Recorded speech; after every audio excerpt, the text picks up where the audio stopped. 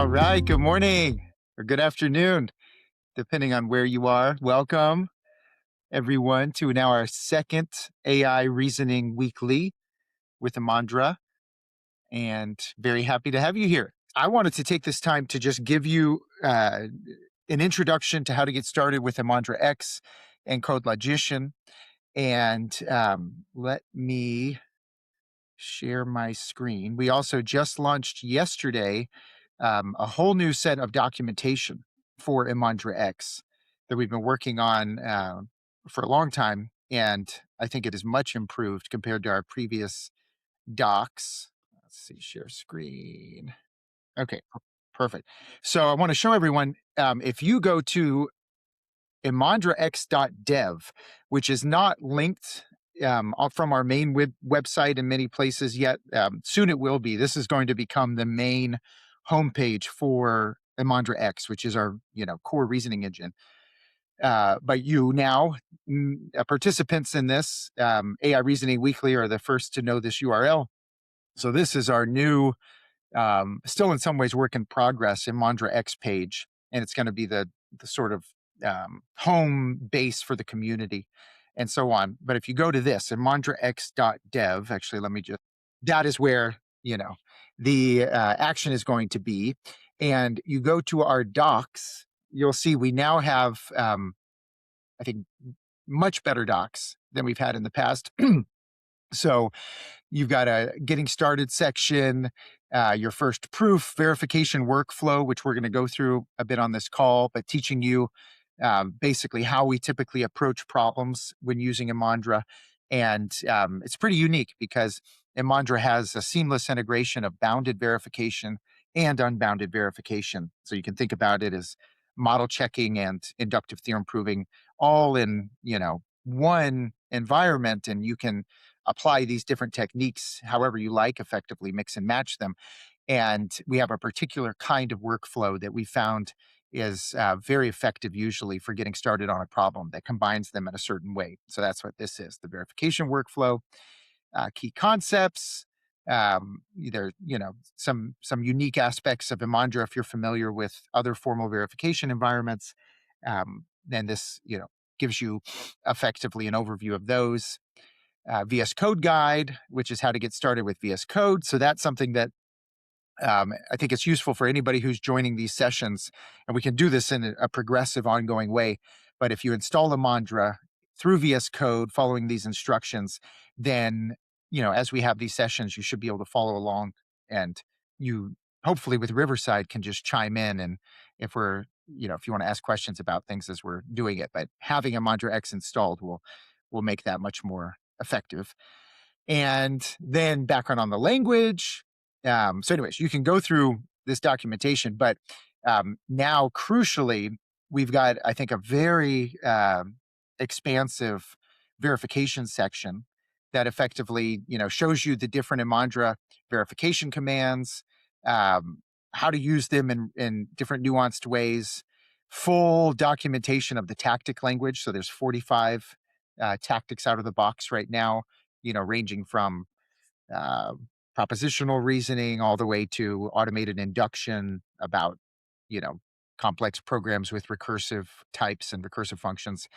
Um, Specialized nonlinear reasoning, if you're doing that, comes up a lot for people doing verification in finance, and powerful rewriting, lots of stuff you'll see in the tactic language. And this is the first time we're advertising or, putting publicly our subterm selection language.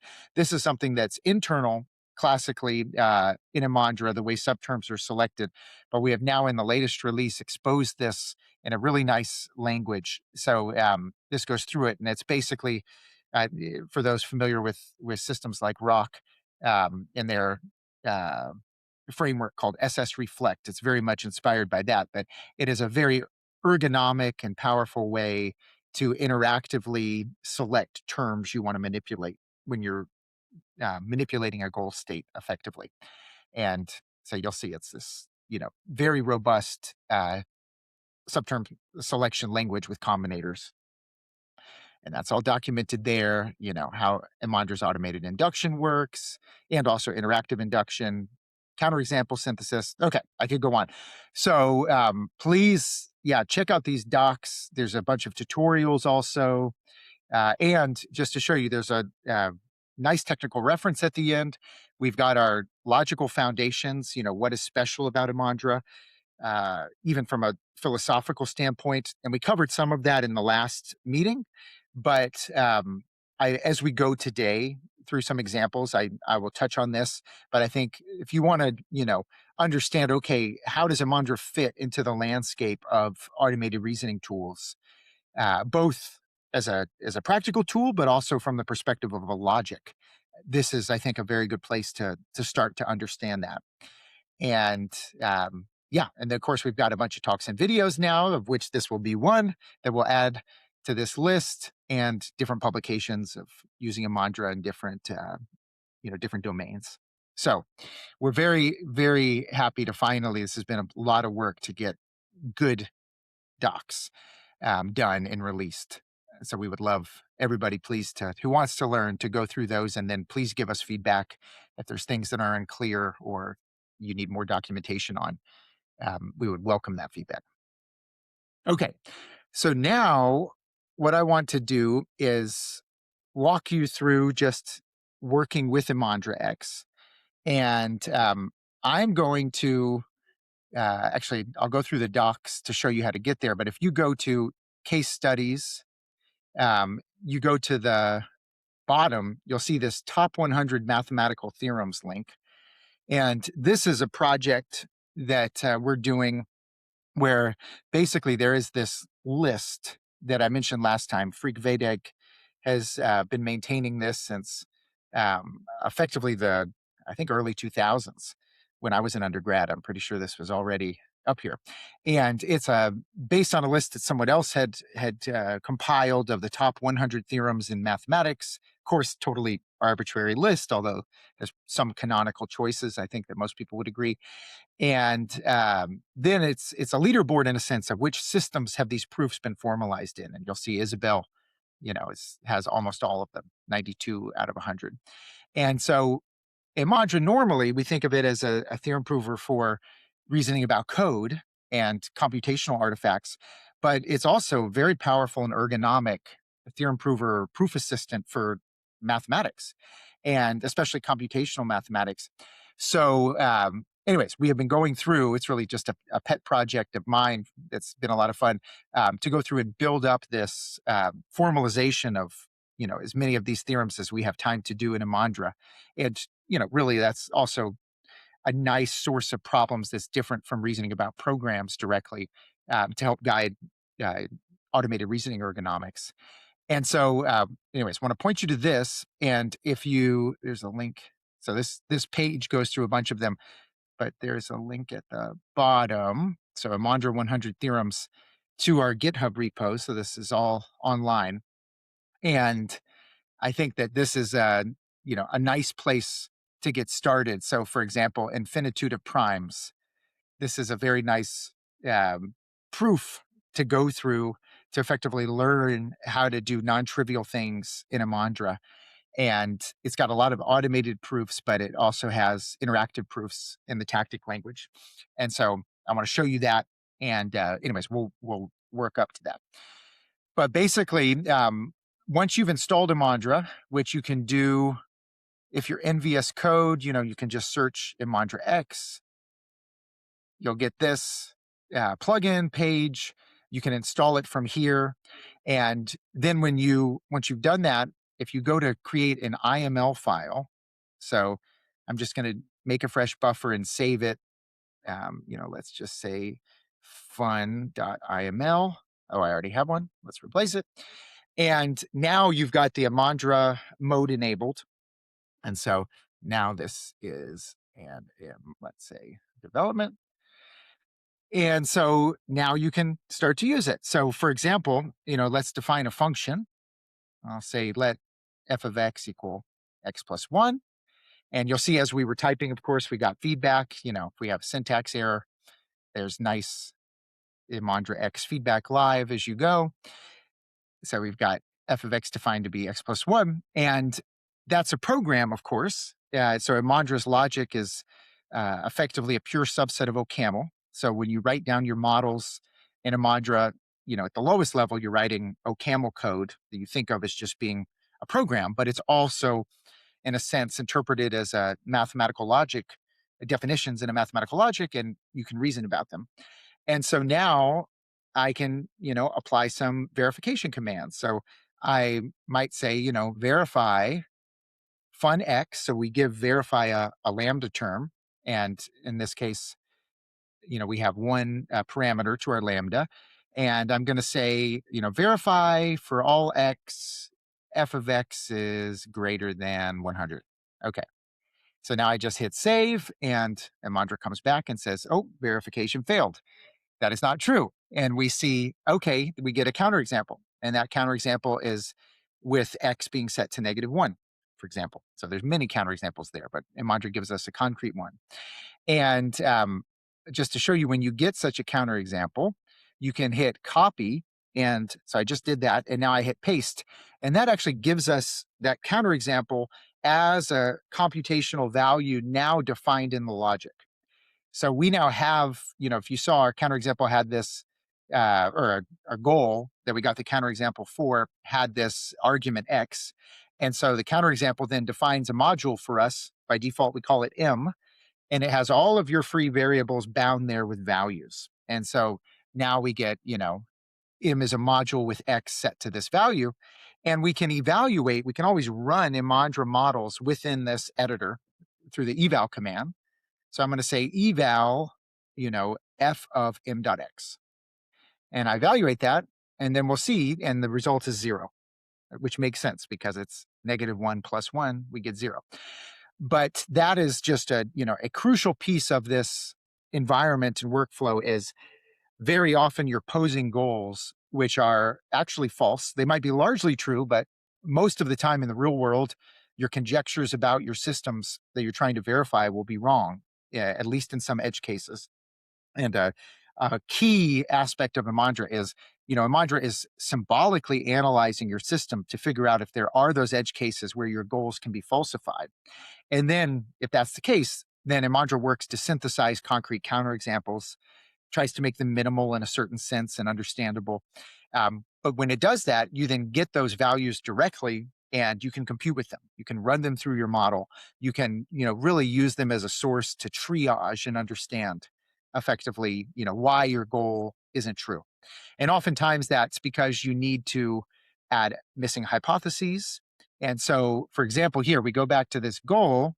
What would it take for this to be true? For all X, f of X to be greater than 100? Well, this is a silly goal, but it certainly is true if we've got X is greater than or equal to 100, then f of X is greater than 100. So let's ask Imandra to prove that. And now, of course, that's something that can be easily proved. And that, doesn't require any user interaction to prove it. This falls into a decidable fragment. So Imandra has a decision procedure. But more complex things will be outside of these automated procedures potentially, and that's where you'll learn how to use the tactic language. But this just to show you kind of general workflow. Often you have a goal, you think it's true, even though this one was just silly. You get a counterexample, you realize, oh, I'm missing a hypothesis. Of course, my goal wasn't actually true as I wrote it. And then you iterate and you in a sense, derive these missing hypotheses, let's say, or fix issues in your code, in your model. So all of that, the environment is designed to make, all of these directions effectively easy to use and in one environment. So now let's define actually, maybe we'll just define a little type. Let's define a new type. How about, let's say color, red, green, or blue. And, again, Imandra's logic, it's a fragment of OCaml, higher order, but computational. So your models are all executable. You can think about them as being, in some sense, simulators if you're modeling some other artifact.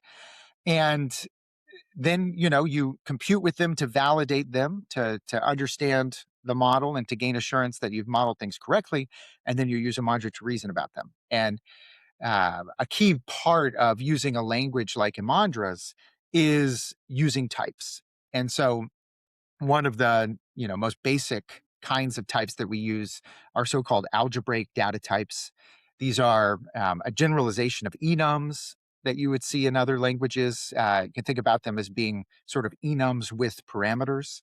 So right now this is just an enum, but I might say something like uh, type light, let's say, and I'll say either stoplight of color, or um, I mean, this is again totally silly, but or house light. So, this just to show you, this is a data type, but it's not just a straight enum, right? It is we call this a constructor. You have a constructor, which is like in some sense, telling you which member of this type you're constructing a value of, but it can have parameters. And in this case, that parameter is, one of these colors. And so this really helps, if you were trying to structure logic and, structure your domain for reasoning, types can really help you. And there's a spectrum, of course, of different kinds of type systems. Imandra's being a fragment of OCaml, it's a very, in some sense, lightweight static type system. It's based on what's called the Henle-Milner type system, which is it occupies a very special part of the type theory world. It always allows you, in a certain way, to automatically infer the types of expressions, and for the kind of core language, always to infer what's called the most general type. And so that something very nice about that is you get a typing discipline where types help you, but they're not a hindrance in the sense of you needing to write complex type annotations yourself. So it's very, very nice. And you can contrast this kind of in two directions with untyped languages or languages with weaker type systems, or languages with much stronger, more expressive type systems. And so the former would be, contrast this with something like Python, where you will not get statically checked requirements of how your different types are being used. You wouldn't get effectively your branching checked for completeness, where you get that for free here. I'll show you what with a match statement. Part of the type system, you can exhaustively check effectively case statements to make sure you're not missing any values, for example, all statically. But you can contrast that also now with stronger type systems in proof assistance, for example, like Lean or Rock or Agda. Those are based on what's called dependent type theory, and you effectively can express your full, correctness criteria in a type. In a sense, the logical propositions you write down, analogous to things like this, what we prove, you can actually put in the types in a system like that. And our type system is weaker than that, but for a very important reason, because we want to have, effectively full automation around type checking, and then push the more complex, in a sense, verification goals that independent type theory you would push into types. For us, we push them into the body of goals. And I'll show you what I mean by that. And then use proof automation really tailored to that.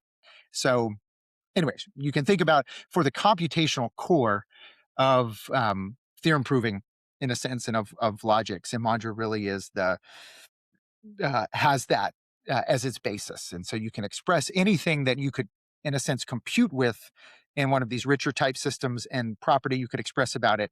You can express also in Imandra. You just might do it in a slightly different way, but the way you express it is then designed in such a way that it gives us a huge amount of automation for answering questions. And that's why it's done this way. But okay, so we've got these types. Now let's just define a little function to use them. So maybe I'll say something like let, ID of color, and we'll just say that takes a color. And I don't have to give that annotation, but just for fun, I'm going to, and let's say it returns an int. And then I can say match. And so this is a big thing about languages like Imandra and OCaml, is that, or Haskell, for example, you have this pattern matching as a construct, which can be used and gets exhaustively checked to make sure you're not missing things. So for example, I could say match C with, red, and let's say I'm going to give that the ID of 0. And if I just did that, you'll notice I've got this error with red squiggly lines, non-exhaustive pattern matching, current pattern green. So it's telling us we don't have green, a branch expressed for that. If we gave green to this function as is, we would have a problem. And Imandra says that's not allowed. So let's do green. How about we give it 1? And again, we get an error and it tells us, hey, current pattern, you need blue. So, okay, so let's give a value for blue. Great. Okay, so now that function is defined. And again, we of course can compute with it. So I'll say eval ID of color red, for example, and I can hit evaluate and I can see that goes to 0. But now we can try to reason about it. So for example, I might try to verify that for all colors C, ID of color as greater than or equal to 0 and let's say less than or equal to 1. No, ID of color C. So I get a nice error message. It's missing its argument, color argument. Let's do here. And oh, yeah. And C, of course, C is not an integer. So I get an error there. So I should write ID of color just to show you, this is very ergonomic. And then if we look at a counterexample, and it tells us actually this isn't true. The, color of blue violates this. And if we do that, ID of color blue, oh yeah, that's 2. So of course this wasn't true. So I'm going to fix it, say this. Okay, great, it's proved. So just a little bit of, how you work with types and how the language and the IDE are, helping you to make sure you don't miss things and don't express your logic in an incomplete way. And now I want to show you 2 more things. One is defining recursive functions and reasoning about them, and how you can combine bounded verification together with unbounded verification.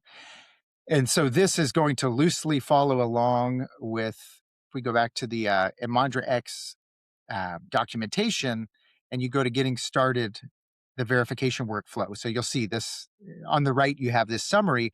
We start with part 1, the bounded world, and then part 2 is going unbounded. And so I basically just want to walk you through that. This has, actually, you know what? This is a good example to use. So why don't we do this side by side? Okay. So basically what we're going to do is we're going to build a little system, a transaction processor, and it's going to start simple and just processing a single transaction. Think about it as like the transition of a state machine. But then we're going to make it more complicated with recursion and be able to process an arbitrary stream of transactions. And we're going to go through how you reason about both of these things. And then we have a higher level agentic interface for this called CodeLogician, which at the end, I'm going to point you to how to get started. And it is using this behind the scenes. But to be an effective CodeLogician user, I think it's very useful to know how ImandraX works, because CodeLogician is translating code into Imandra, using ImandraX to reason about it, giving you results. But at any time, you can jump in and do the ImandraX, and that's what power users typically do. And so, this is really the foundation. So let me show you, just like we did above, we're going to define some basic types. So we've got a type of transaction, which we're calling TX, and it's going to have deposits and withdrawals. So paste that in here.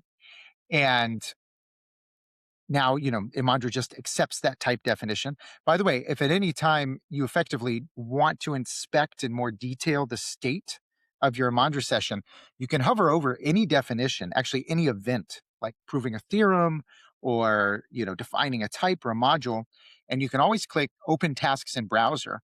And effectively, this tells you if there were any things that you had to prove about this that hadn't been proven, if you had counterexamples, et cetera, et cetera. And you can see, let's just do, for example, you can see the different values in the search of what's been defined in the environment. We could go see this was an intermediate type when we were defining color. We should be able to even search by constructor. Let's see, or let's do it with another color. You can't search by constructor on that version. Or ID of color. So we see now here is effectively the definition in the logic of that ID of color function.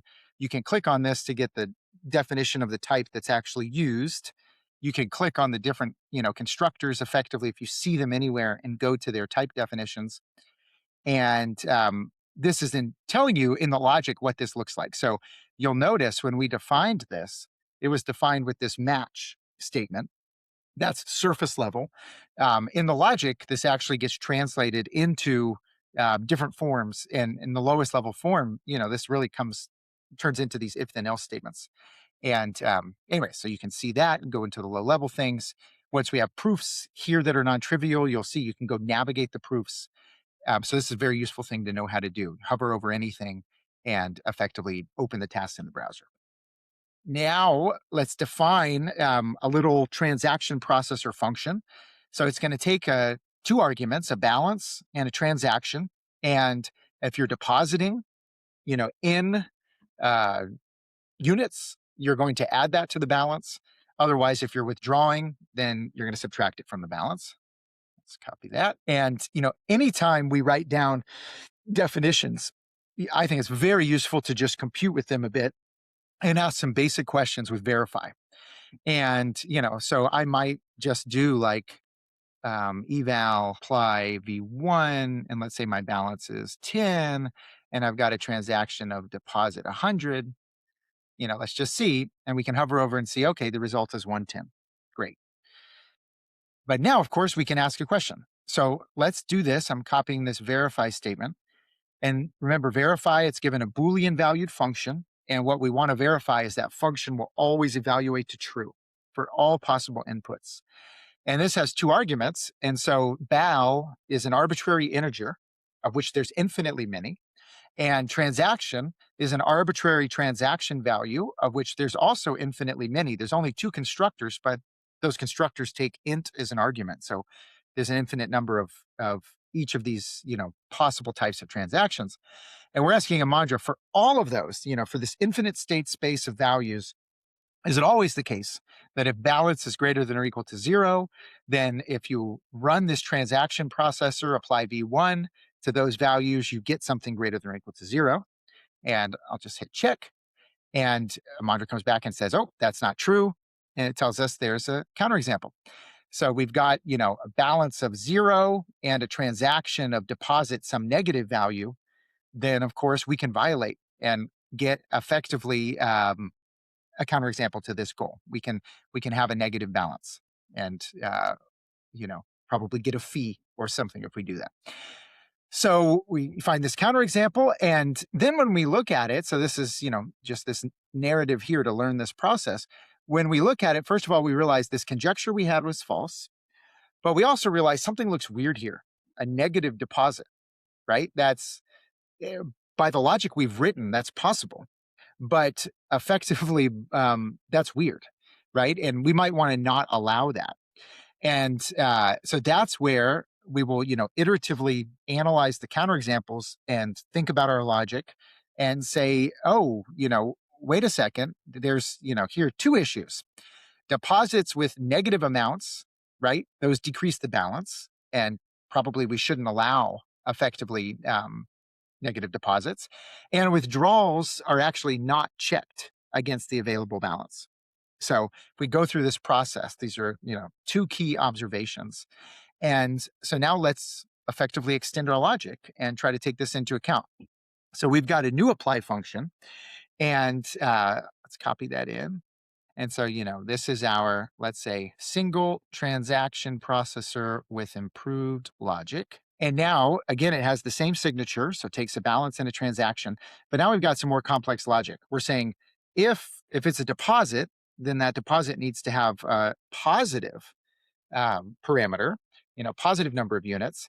Then we're going to do balance plus that value, right, of what we're depositing. Otherwise, if it's a withdrawal, then we also want that withdrawal parameter to be positive. You're not going to withdraw 0. That's not a valid transaction. You're not going to withdraw a negative amount. That doesn't make sense in this setting. So we're saying it's got to be positive. And if you're withdrawing, well, it better be less than or equal to your available balance. There is no overdraft in this transaction processor. And in that case, then we're just going to subtract it from your balance. Otherwise, we're going to do nothing. So, simple logic, but a little bit more sophisticated than the first version. And now let's again compute with that a bit. So we can say eval, let's apply to having a zero balance, a deposit, let's say of negative 100. And we can see that does nothing, right? Because this is negative, so we're not going to actually change our balance. We don't allow now a negative deposit. We might do apply 100 of withdraw 200. And this is effectively overdraft if we had let it. And we don't let it now with this logic. So the balance doesn't change. Um, let's do a valid one. So let's say apply 100 of withdraw 50. Okay, great. That looks good. And eval apply 100 of deposit 25. Okay, excellent. 125. So key point is we're experimenting with this and we now, feel like, okay, this logic is pretty good. We've refined it based on a false conjecture, that was wrong, that we got a counterexample for, looked at that counterexample or counterexamples and improved the logic. And now we've computed with it. We've gained some assurance. This thing looks pretty good. So now let's try to verify that property that, we thought was going to be true at the beginning. And that is if balance is greater than or equal to 0, then if you run the transaction processor on it, you always maintain this. And we see, great, that's proved. Okay. So a little bit what's happening behind the scenes. In Imandra, when you reason, when you prove things, we use what we call tactics. And the idea goes back, to what's called the LCF paradigm, which is a foundational approach to building theorem provers. And the idea is you have a, collection of moves that you can make to soundly reason.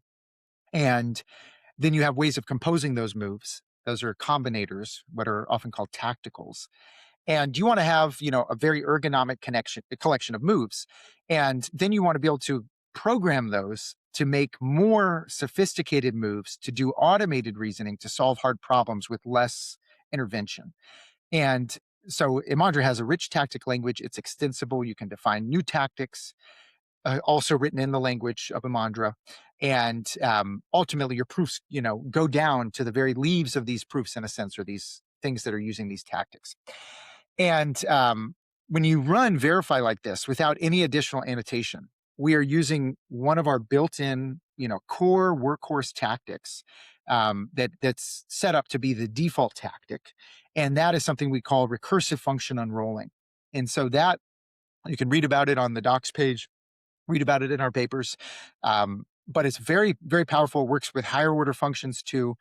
And it is complete in a certain sense for counterexamples. So if we did have a counterexample for very wide class of definitions, we're always guaranteed that if there is a counterexample within a bound, we can find it.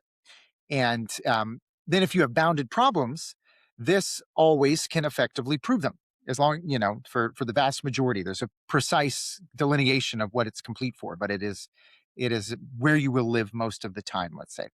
So this is great for doing bounded results. And it's really critical in this verification workflow because most of the times you're incorrect. And so you want the bounded search to find counterexamples for you and help you fix things. It's only then, once we've really gained assurance that we've done things correctly and we've effectively established that there's no counterexamples up to a pretty large bound, it's only then that, we typically want to go to the unbounded world. But I also want to show you, here we're able to do some full proofs about things in a completely automated way using this procedure. And one reason why is there's actually no recursion here. So, it's got some complex logic, let's say, and we're working over an unbounded data structure because we have arbitrary ints.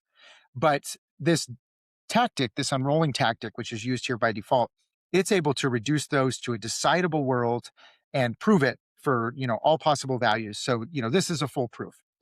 But as soon as we go to add a recursive version of this, an iterative version, in a sense, that is processing, arbitrary lists of transactions or sequences, then that's where we get into the unbounded world. And we want to start using more techniques for unbounded verification. So let me just show you that. Okay. So, but by the way, this is a good stepping stone. So as we work towards the uh, unbounded world, we actually ourselves can do some, concrete versions of those, and then still using the bounded verification. So, for example, here we have two transactions. If we look at this, we're doing, we take a balance, but we apply two transactions, T1 and T2, and that can be proved in a completely automated way with just this recursive function unrolling, and we're doing apply twice.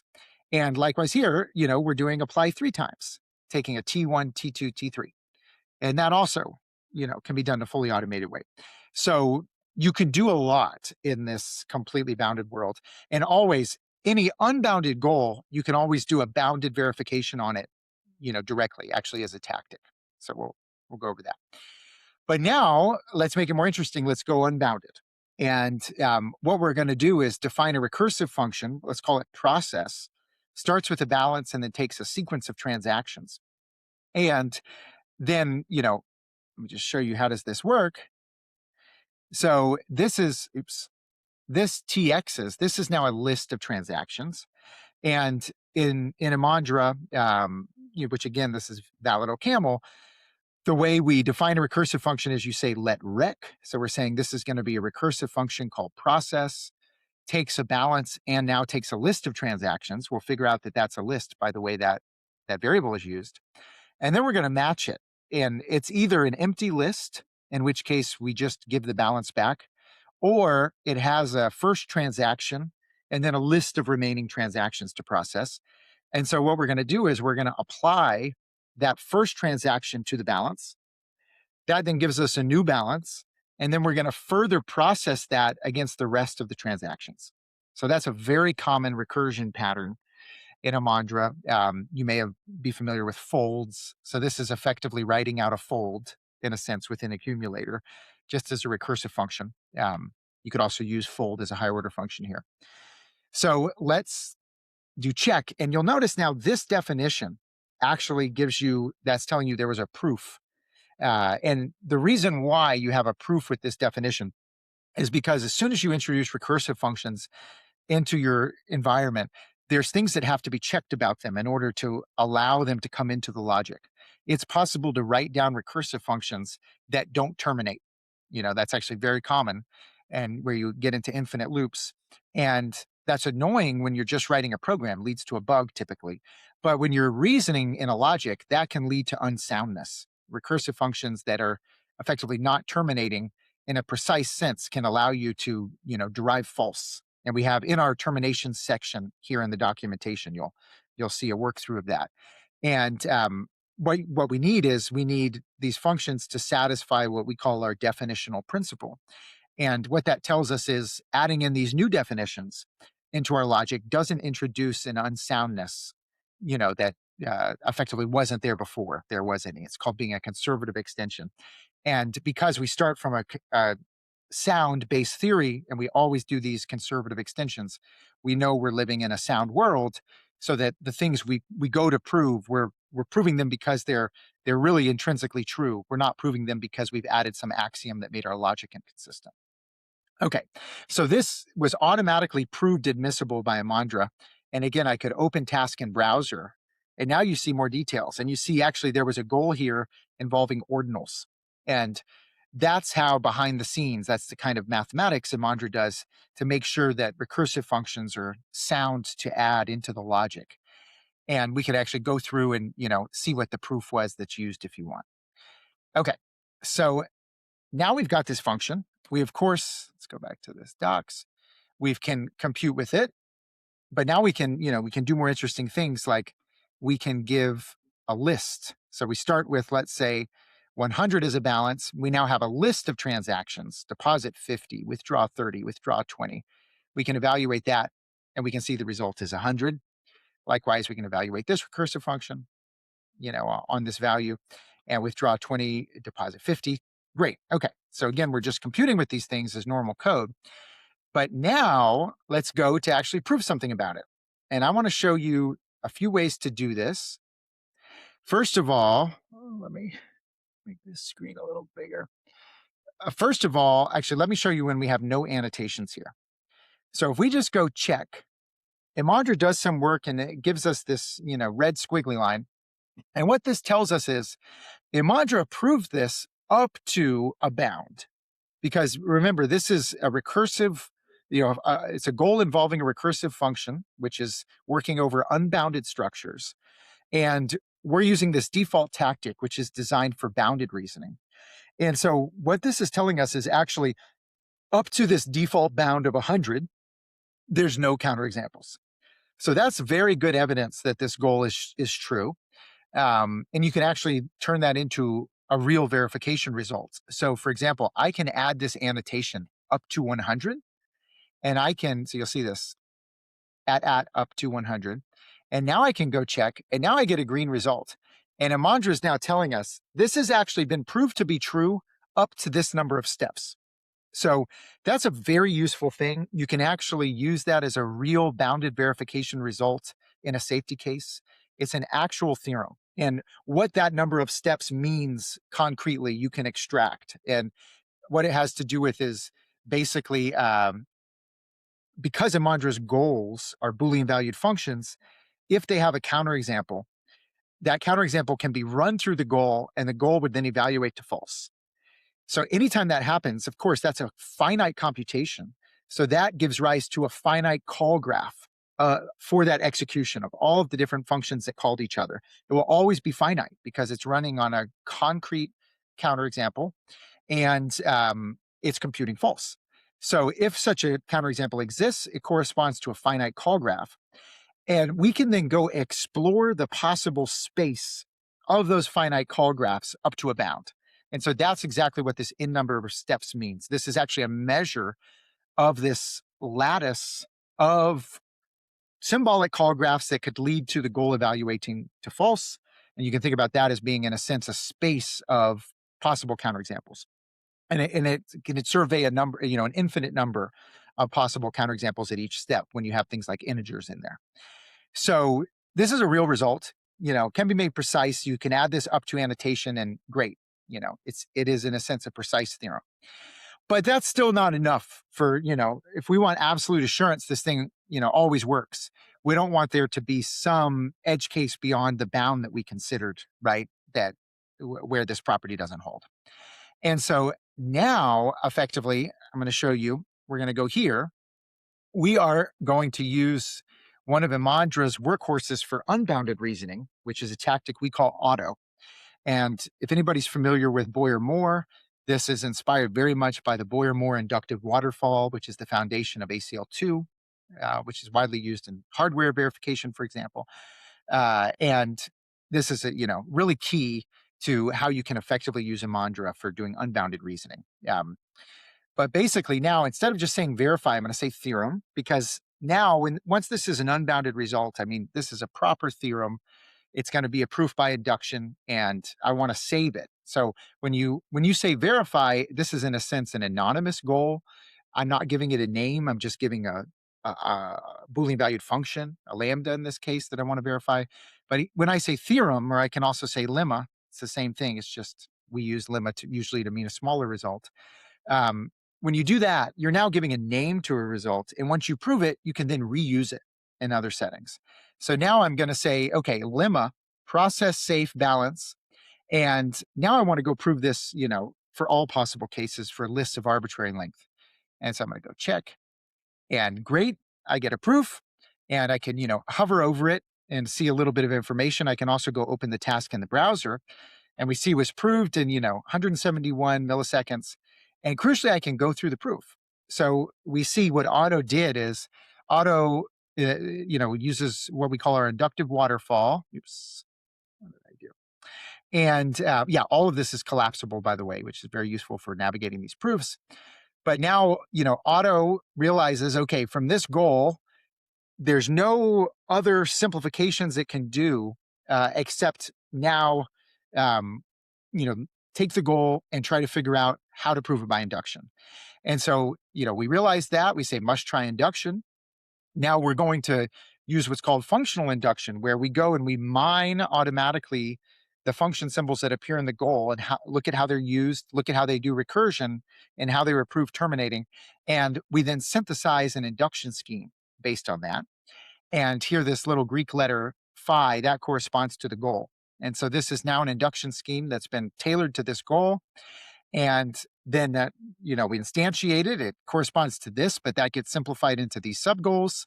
And then we recursively go through the inductive waterfall, and it's basically combining simplification, very robust conditional rewriter that's doing symbolic execution, along with rewriting things like forward chaining. If you have rewrite rules, it does what's called back chaining to try to establish the guards of the rules, etc. But ultimately, then we're able to prove this by simplification under the different inductions. So that's a great example. This is now a real proof by induction. Typically, I would say once your goals are actually true, you've eliminated false goals by doing verify, you doing bounded search to find counterexamples. Most of the time when your goals are actually true for practical work, auto is the workhorse that's just going to solve it for you. It'll figure out the right induction and do it for you. But there are also cases where auto does not succeed, even if the goal is true, because you can work here in undecidable settings. And effectively, then you want to have an ergonomic reasoning environment where you can just jump in and start guiding the proof yourself interactively. And so now we're showing that here. I can take, let's do this. I can take the same goal, but now I'm going to go try to do the proof myself. I'm not going to let auto do it. And so, for example, what I'll do is I will open in VS Code. You can press Command-Shift-P and do open goal state. And you'll get this view on the right that shows you the current goal. And now I'm just going to write by skip, let's say. Hit save. And now, it's not wide enough. Let me just make this. Okay. And now I can start doing the proof interactively and writing tactics. So, for example, I'm going to write a tactic called intros. This is a nice one to start with. It effectively broke down that implication and gave me a hypothesis that balance is greater than or equal to 0. And now I've got this, goal. I want to prove under this assumption that process of balance of transactions is greater than or equal to 0. And, I know I need to do that by induction. So I could just go auto, but I want to do this interactively. So I'm going to use a tactic just called induction. And what this will do, this will analyze the goal, figure out an induction scheme for me. So I don't have to say what the induction scheme is. So if I hit save now it effectively gives me these two sub-goals. And these sub-goals, you'll see, there's a lot that you can go into on these. The key things are you're seeing effectively, what the inductive step and the base case are. And then I'm going to take that, and that gives me two sub-goals. So I'm going to go, this is a combinator for taking the, applying a tactic and then taking the sub-goals that are generated from that tactic and applying different tactics to them. So I'm going to do this. And now effectively this tells me, okay, I'm on this sub-goal.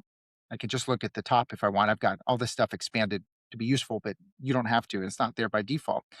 And now, for example, I'm going to say, okay, I've got this term, process balance of transactions in my goal. And I've got that this effectively saying not is cons. That's telling us that TX is empty. So I'm just going to, effectively use that to normalize, again, at any time I could just say auto. I could do auto here, by the way, and I could be done with that. And I could do auto on this. Let's see. So at any time I can finish this by auto, but I just want to show you more interactively what we're doing. So let's go back to this one. And now I've got this recursive term here, process balance transactions. I want to normalize that. So I'm going to go norm process balance transactions. And I do that, and now you'll see that normalized it under these assumptions. So it's in a sense simplifying it, running it symbolically using the assumptions that we have. And it then effectively reduces to this balance greater than or equal to 0. Well, notice I've got this kind of logic here. I've got this or that. So that's not balance is greater than or equal to 0 or balance is greater than or equal to 0. Well, that's trivial. That's like P or not P. So now we've got this, really simple logical formula. We've eliminated all the recursion, and now that's trivial. So now I'm just going to pipe this to the trivial tactic. And let's see. And trivial tactic. Okay. So trivial. So this is good. So I thought it was trivial. The trivial tactic thought it was not yet trivial. So I'm going to, there's a few ways I could do this. It's always useful when you have this kind of nested Boolean structure. You can always apply intros and see if that effectively lifts things up. You can always do lift ifs, and this will go look at the logical connectives and lift them up. And so lift ifs here did it. And so now we've got balance greater than or equal to 0, transactions is equal to empty, and balance is greater than or equal to 0. And that's now absolutely trivial. So now I will say trivial, and now that's done. So, sometimes we think something is trivial as a human, and the tactic says it's not yet trivial. You got to do a little work. But of course, at any time, we could eliminate all of this and just do the whole thing if we wanted to by auto. But just want you to see, it's very easy to go back and forth and use automated tools, tactics in Imandra to do hard work, but you can also, in a totally nuanced way, go do this interactively. Okay, so now I realize with that we're almost out of time, but so sorry we did not make it to the good CodeLogician. We'll go into that in detail next time. But basically, if you go to codelogician.dev, you can then install CodeLogician, which is an agent and a CLI. It even has its own VS Code plugin for effectively having AI assistance to help you do this whole process for basically, starting with existing code, having AI assistance to formalize it, build the Imandra model of it, to help you create your conjectures, and then to actually help you go through and construct those verification artifacts with the proofs. So CodeLogician is effectively what I was just showing you of us doing this using ImandraX as a human. CodeLogician is in many ways, designed to be the assistant that either you can use as a human or an AI agent can use. And so, a lot of users now just install it into Claude Code, for example. Claude Code then learns how to use ImandraX through CodeLogician. And as you go and have hard problems, CodeLogician actually, through Claude Code, gets delegated the hard logical problems. So I think this was good foundation. Yeah, even though apologies to anybody who really just wanted to go into CodeLogician. But I promise next time, now we're ready, we'll do that. Okay. Thanks everybody for coming. Cheers.